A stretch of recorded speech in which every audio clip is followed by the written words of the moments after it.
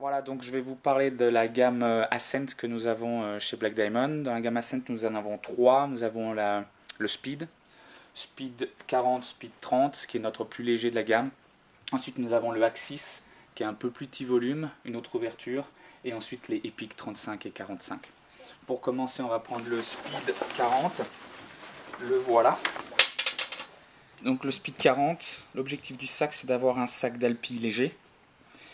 Simple à utiliser, très confortable et à un prix très honnête. Le Speed 40 est à 119 €, le Speed 30 est à 99 €. Donc de très bien placé en prix sur la gamme des sacs Alpi. Première chose intéressante, c'est le dos de ce sac qui est un système qu'on appelle réactif. Donc le système réactif, c'est avant tout les bretelles amovibles, donc ce qu'on appelle swing arm, qui donne quelques centimètres de battement au niveau des bretelles, donc très intéressant quand on commence à monter en verticalité ou tout ce qui est marche, beaucoup plus de maniabilité. Et c'est aussi la ceinture qui elle aussi va pouvoir bouger sur les hanches. Et ça aussi, ça rend le sac beaucoup plus confortable au niveau du portage. Ensuite, bien sûr, on a les bretelles qui sont ergonomiques. On a des rappels de charge sur les bretelles. Sur l'avant du sac, donc nous avons notre accroche piolet ici, très léger, relié avec ce cordon. Donc c'est très simple, je vais vous montrer plus que l'expliquer, ça va plus vite. Et ensuite on n'a plus qu'à serrer. Et voilà, le tour est joué. Très simple, très léger. Option suivante, pour accrocher le crampon sur l'avant, nous avons la possibilité ici de passer des sangles. Et donc d'accrocher les crampons sur l'extérieur au cas où on n'ait plus assez de place dans le sac. L'ouverture du sac sur le haut, avec un capuchon classique.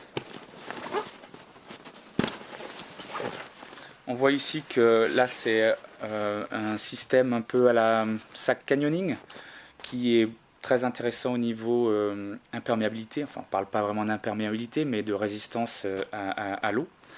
Et donc ça permet aussi de gérer le volume du sac. Donc, je vous montre comment ça fonctionne. Il suffit juste pour le fermer donc de l'enrouler et ensuite de fermer. Donc, beaucoup plus étanche.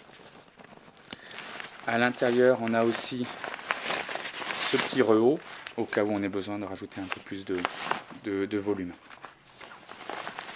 Ce système aussi permet en fait d'alléger encore plus le sac parce que comme ça, ce système-là est très imperméable, très étanche, on peut très facilement en fait enlever le capuchon et gagner du poids en fait et garder le sac juste comme ça.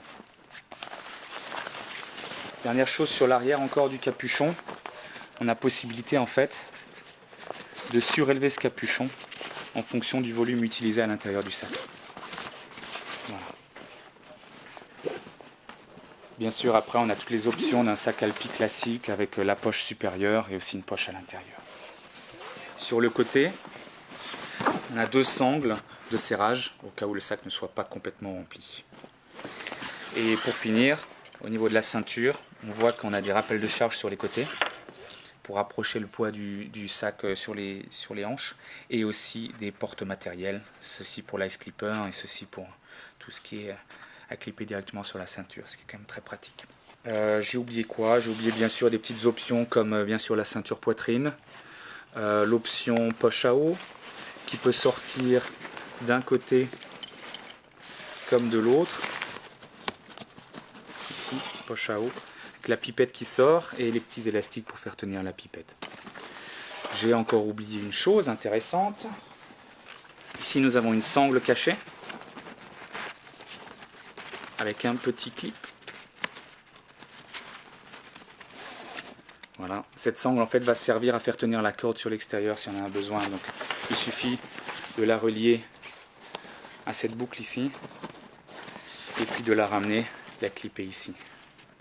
Et je crois que là je vous ai parlé de tout.